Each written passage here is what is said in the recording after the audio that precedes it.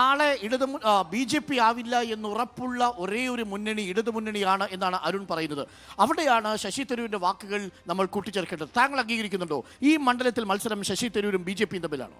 തീർച്ചയായും അത് തരൂരും B J പിയും തമ്മിലാണ്. എന്താണ് തർക്കം? ഇത് ദേശീയ അല്ലെങ്കിൽ പ്രാധാന്യമുള്ള ഒരു കോൺഗ്രസ് അംഗീകരിക്കൂ താങ്കൾ പറയുന്നത്? ഉറപ്പായിട്ടും ഇവിടെ എപ്പോഴും കഴിഞ്ഞ തവണയും നമ്മൾ മത്സരം യു ഡി എഫും ബി ജെ പിയും തമ്മിലായിരുന്നല്ലോ. ഇവിടെ ഞാൻ ഇടതുപക്ഷത്തിന് ബി ജെ പി തിരുവനന്തപുരം മണ്ഡലത്തിൽ ശക്തമാണെന്നാണ് താങ്കൾ പറയുന്നതിന്റെ അർത്ഥം.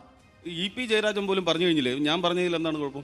ഇ പി ജയരാജൻ പോലും അവരുടെ മുന്നണിയിലുള്ള ആളുകളെ ബോധ്യപ്പെടുത്താൻ കഴിഞ്ഞിട്ടില്ല. ബി ജെ പിയുടെ സ്ഥാനാർത്ഥികൾ വളരെ നല്ലവരും ശക്തരുമാണ് ബി ജെ പിയുടെ അല്ലെങ്കിൽ ഇടതുപക്ഷ മുന്നണിയുടെ. തിരുവനന്തപുരത്ത് പന്നിന്റെ പിന്തുണ ഇടതുമുന്നണിയോ ഒരു മത്സരരംഗത്തില്ല എന്നതാണോ കോൺഗ്രസിന്റെ നിലപാട്? നമുക്ക് കഴിഞ്ഞ കാലങ്ങളിൽ കണ്ടതും അങ്ങനെയാണ്, പ്രചരണ രംഗത്ത് കാണുന്നതും അങ്ങനെ തന്നെയാണ്. ഇതിൽ നമുക്കറിയാം, തരൂർ എന്ന് പറയുന്ന വ്യക്തി നമുക്കറിയാം ദേശീയ പ്രാധാന്യമുള്ള അന്താരാഷ്ട്ര അല്ലെങ്കിൽ ലോക മലയാളികളുടെ അഭിമാനമായി മുന്നോട്ട് പോയത് അദ്ദേഹത്തിൻ്റെ നിലപാട് കൊണ്ടും എഴുത്തുകൊണ്ടും അദ്ദേഹം സ്വീകരിച്ച പ്രവർത്തനം കൊണ്ടാണ്.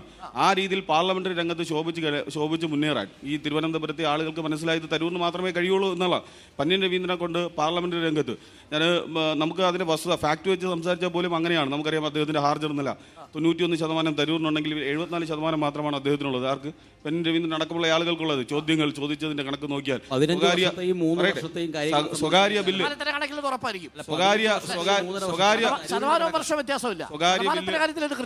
വസ്തുതാപരമായിട്ടുള്ള കാര്യം തന്നെയാണ്. സ്വകാര്യ ബില്ല് അവതരിപ്പിക്കുന്ന കണക്കെടുത്താലും ശരി, ഏകദേശം 30ഓളം സ്വകാര്യ ബില്ലുകൾ അവതരിപ്പിച്ചു. പാർലമെന്ററി രംഗത്ത് വളരെ ശോഭിച്ചതും തിരുവനന്തപുരത്ത് വേണ്ടി ശബ്ദിച്ചതും പ്രവർത്തിച്ചു. തിരുവനന്തപുരത്തിന് എന്ത് കിട്ടിയെന്നുള്ളത് കൂടെ പറയാം. രണ്ടാം റൗണ്ടിൽ വരാം. അതിനു മുമ്പ് എനിക്ക് രാഷ്ട്രീയ ചോദ്യമായിരുന്നു ഉണ്ടായിരുന്നത്.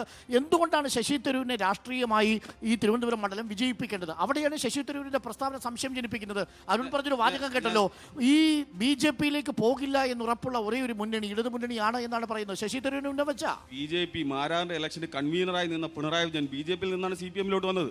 അത് പറയാനുള്ള ധാർമ്മികതയൊന്നും അവർക്കില്ല. ഞാൻ ഇനി പ്രധാനപ്പെട്ട വിഷയത്തിലോട്ട് വരാം. എന്തുകൊണ്ട് തരൂരിനെ ജയിപ്പിച്ചു വിടണം? നമുക്കറിയാം, ഈ രാജ്യം നേരിടുന്ന ഏറ്റവും വലിയ വെല്ലുവിളി എന്ന് പറയുന്നത് ഭരണഘടനയും ഈ രാജ്യത്തെ തിരിച്ചു പിടിക്കുന്നതിന് വേണ്ടി അല്ലെങ്കിൽ ഇനിയൊരു തെരഞ്ഞെടുപ്പ് നടക്കുന്നതിന് വേണ്ടിയുള്ള തെരഞ്ഞെടുപ്പാണ്.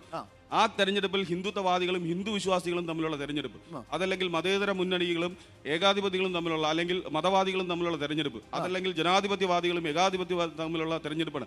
ആ രീതിയിൽ നോക്കിയപ്പോൾ തരൂരിനെ പോലെ ഒരു ഹിന്ദു വിശ്വാസി നരേന്ദ്രമോദിയെ പോലുള്ള ഒരു ഹിന്ദുത്വവാദിക്കെതിരെ പോരാട്ടം നടത്തുമ്പോൾ തിരുവനന്തപുരത്ത് മുഴുവൻ ആളുകളും അദ്ദേഹത്തിന്റെ പിന്നിൽ അണിനിരക്കും. ഇവിടെ നിങ്ങൾ മനസ്സിലാക്കൂ, നരേന്ദ്രമോദി വേട്ടയാടുന്നത് ആരെയാണ്? നരേന്ദ്രമോദി വേട്ടയാടുന്നത് തരൂരിനെയാണ്. നരേന്ദ്രമോദി വേട്ടയാതെ ആരാണ്? സഞ്ജയ്. നിങ്ങളപ്പം ഈ തിരുവനന്തപുരത്ത് നിർത്തിയിരിക്കുന്ന ഒരു ഹിന്ദു വിശ്വാസിയാണ്. ഈ നമ്മുടെ ഈ രാജ്യം വർഗീയമായി വിഭജിച്ചുകൊണ്ട് മുമ്പോട്ട് പോകുന്ന ഒരു കാലഘട്ടമാണ്. എങ്ങനെയാണ് വർഗീയമായി വിഭജിക്കുന്നത്? ഇവിടെ ഹിന്ദു പക്ഷേ ഇവിടെ നോക്കൂ, 16 ഏകദേശം 30-32% വോട്ട് ന്യൂനപക്ഷങ്ങൾക്കുണ്ട് തിരുവനന്തപുരത്ത്. അവർക്ക് ഹിന്ദു വിശ്വാസിയായ ഒരു സ്ഥാനാർത്ഥി ആവശ്യമുണ്ട്. ചോദിക്കട്ടെ, ആ ന്യൂനപക്ഷ വിശ്വാസികൾക്ക് വേണ്ടി ഞാൻ പൗരത്വ ഭേദഗതി ബില്ലടക്കം വന്നപ്പോൾ ആദ്യമായി പാർലമെന്റിനകത്ത് ശബ്ദിച്ചത് ആരാണ്? ആർക്ക് വേണ്ടി തെരുവിൽ പോരാടിയത് ആരാണ്? ഞാൻ മനുഷ്യവിരുദ്ധമായ പല നിയമങ്ങളും ബി ജെ പിയുടെ സർക്കാർ മുന്നോട്ട് വെച്ചപ്പോൾ അതിശക്തമായി പാർലമെന്റിനകത്ത് അവതരിപ്പിച്ചതും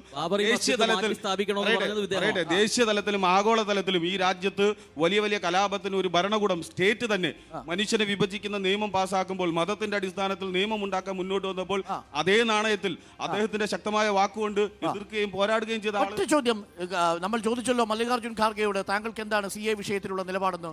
ഇതുവരെയും അദ്ദേഹത്തിന് നേരം പുലർന്നിട്ടില്ല. രാവിലെ മറുപടി പറയാമെന്ന് പറഞ്ഞു, ഇതുവരെയും പുലർന്നിട്ടില്ല. വളരെ വ്യക്തമാണല്ലോ. രാഹുൽ ഗാന്ധി പോലും 2019 ശേഷം CA കുറിച്ചൊരു പ്രസ്താവന നടത്തിയതായി കണ്ടിട്ടില്ലെന്നാണ് ഇന്ന് മുഖ്യമന്ത്രി പറഞ്ഞത്. ഞാൻ ചോദിക്കുന്നത്, ഈ മനുഷ്യവിരുദ്ധ അതല്ലെങ്കിൽ വർഗീയമായ ഈ കേന്ദ്രത്തിന്റെ നിലപാടിനെതിരെ നിരന്തരം സമരം ചെയ്ത ആളുകളാണ്. രാഹുൽ ഗാന്ധി കഴിഞ്ഞ 4000 കിലോമീറ്റർ നടന്നത് ഈ വെറുപ്പിനെതിരെയും വിദ്വേഷത്തിനെതിരെയും RSS മുന്നോട്ട് വയ്ക്കുന്ന ഈ രാഷ്ട്രീയത്തിനെതിരെയുമാണ്. അപ്പോൾ CA-ക്കെതിരെ മാത്രം എല്ലാ ദിവസവും രാജസ്ഥാനും മധ്യപ്രദേശും പോയി. അല്ല, അത് തെരഞ്ഞെടുപ്പ് ആയതുകൊണ്ടല്ലേ? തെരഞ്ഞെടുപ്പിൽ പിന്നെ ആ റൂട്ട് വെട്ടി കുറച്ചതില്ല, അല്ലാതെ ഈ അദ്ദേഹത്തിന്റെ ആ പോരാട്ടത്തിൽ നിന്ന് പിന്നോട്ട് പോയിട്ടില്ല. ഇവിടെ ഞാൻ ചോദിക്കട്ടെ, അങ്ങനെയാണെങ്കിൽ നരേന്ദ്രമോദിക്കെതിരെ ഒരു അക്ഷരം പോലും മിണ്ടാതെ എപ്പോഴും രാഹുൽ ഗാന്ധിക്കെതിരെ മാത്രം ശബ്ദിക്കുന്ന പിണറായി വിജയനാണോ? അവിടെയാണ് പ്രധാനപ്പെട്ട ചോദ്യം. നോക്കൂ,